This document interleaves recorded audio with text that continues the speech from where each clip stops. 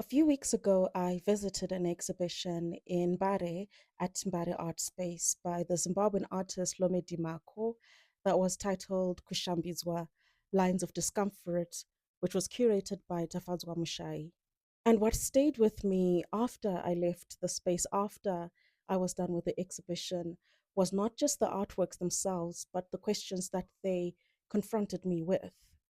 Walking through the art space, walking through and having a look at the artworks felt less like walking through a gallery and more like walking through society and the questions that we are faced with on a daily basis. The people that we often overlook and the stories that are within everyday objects. My name is Marilyn Mushakwe. I am a curator, researcher, and art advisor based in Zimbabwe. I have been in love with art for as long as I can remember. And I have spent years working with art, thinking about art, writing about art, advising buyers and collectors, and sitting with it in galleries and in homes. And the one thing that I keep coming back to is this: art should not feel like it belongs to someone else. What struck me first about the exhibition was the artist's ability to transform everyday objects into carriers of meaning. These are spoons and mops, cooking sticks and reed mats, objects that you're going to come across on a daily. They are so familiar that we stop seeing them. In this exhibition, they became the language through which much larger social realities were being discussed. And the artist, Lomedy, calls these objects his mother tongue. When many people think about contemporary art, they usually wonder and ask why artists no longer paint beautiful images and sculpt heroic figures. I will speak more on this particular issue in a video that comes in the future. However, standing in this exhibition, it became clear that the artist's primary concern was not beauty. As he explains himself, he seeks to reveal rather than to decorate. And that distinction is actually very important. Decoration asks us to admire a surface. Revelation, on the other hand, asks us to confront something that is beneath it. Some of the first artworks that captured my attention were the chairs. Lomedy himself states that every time I see a chair, I see power dynamics. On one chair, the piece is inspired by a piggy bank, and it is titled The Pig That Lost a Dollar in the Mud. Tiny spoons protrude from the work, representing seemingly insignificant deductions, fractions of a percentage that appear too small to notice. But over time, those fractions accumulate. That missing 1% eventually becomes millions. The work uses humor and wordplay. Yet beneath all of that lies a very serious observation about power dynamics and corruption. It reminds us that corruption often does not come dramatically. It actually arrives incrementally, hidden within processes that appear harmless until the consequences absolutely become impossible to ignore. This relationship between appearance and reality takes place again in the artwork that is right next to it, titled Mafuro Manyoro. And this artwork reflects on the experience of living in the diaspora. From a distance, the work appears lush and inviting and green.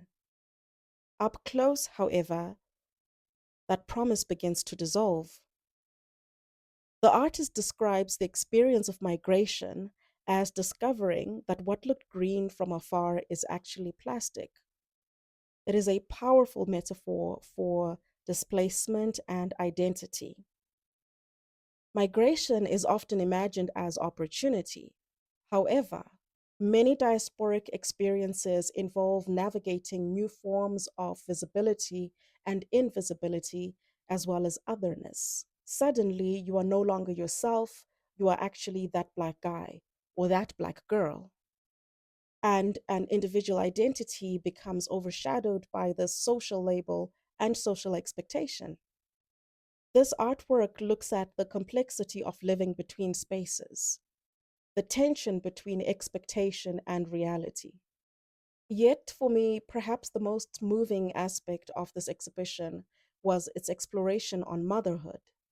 The work titled Zamura Mai, which translates to mother's breast, introduces themes of nurturing, care, and sustenance. The object you see in the image is in Shona Duri, which translates to mortar, a large wooden ball, usually hollowed out in the center, used for pounding nuts, rice, and other grains.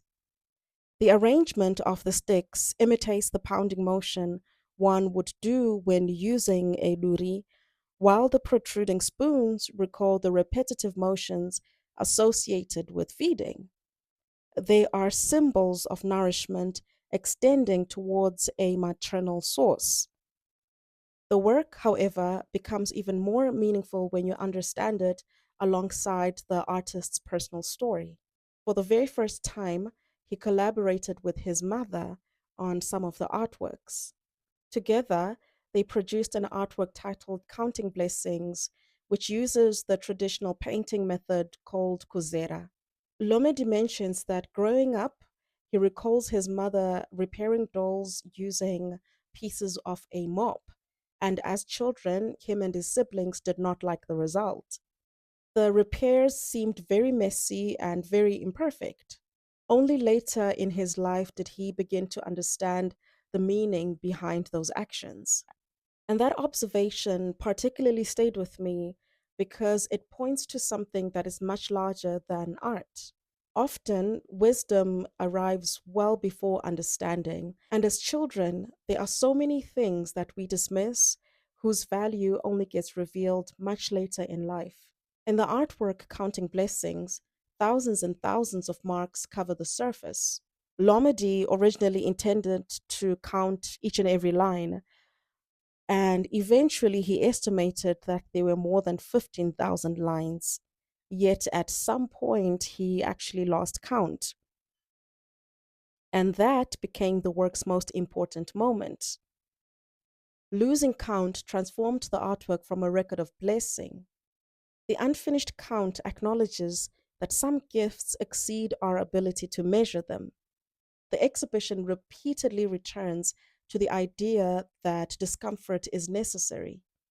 Lomedy states that discomfort is the seed for change, and that is a philosophy that runs throughout the exhibition. Before a society can solve a problem, it must first acknowledge the problem. And before transformation comes discomfort. The viewer is not invited into a comfortable experience, but rather an honest experience.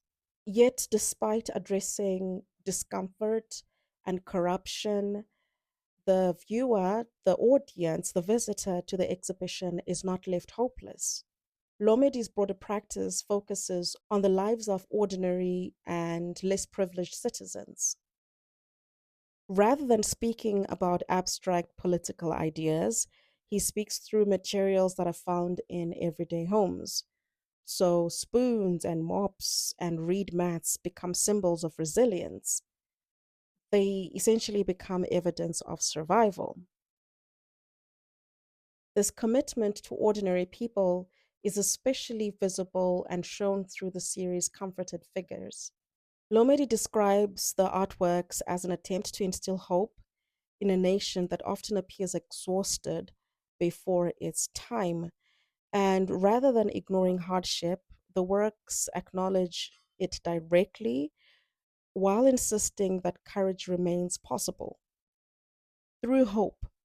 And hope chooses to continue even when improvement is uncertain.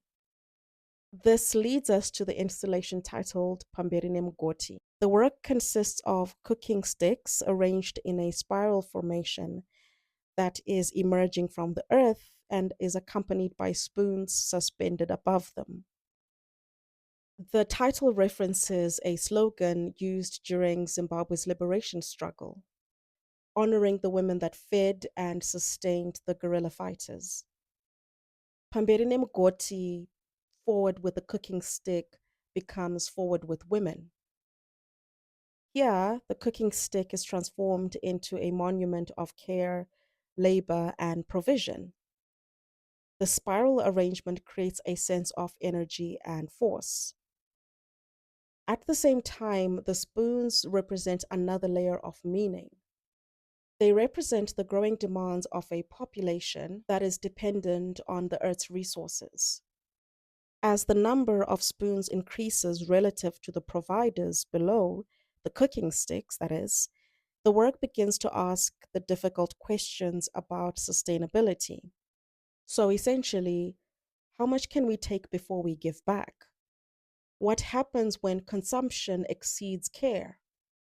The installation celebrates women, labor, while reminding us that systems of care require you to reciprocate, they require reciprocity. As I left the exhibition, I found myself returning to the statement that the artist made about mother tongue, or the term mother tongue. A mother tongue is the language with which we first understand the world. It is intimate and familiar, and it is foundational. And perhaps this is what these artworks ultimately achieve. They speak about complex issues: corruption, migration, identity, motherhood, sustainability, hope, through objects that we already know: the spoon, the mop, the cooking stick, the reed mat. These are things that exist within our homes and within our memories. By transforming them into art, the artist, Lomedy, reminds us that the most important stories are usually all around us. We simply need to learn how to see them.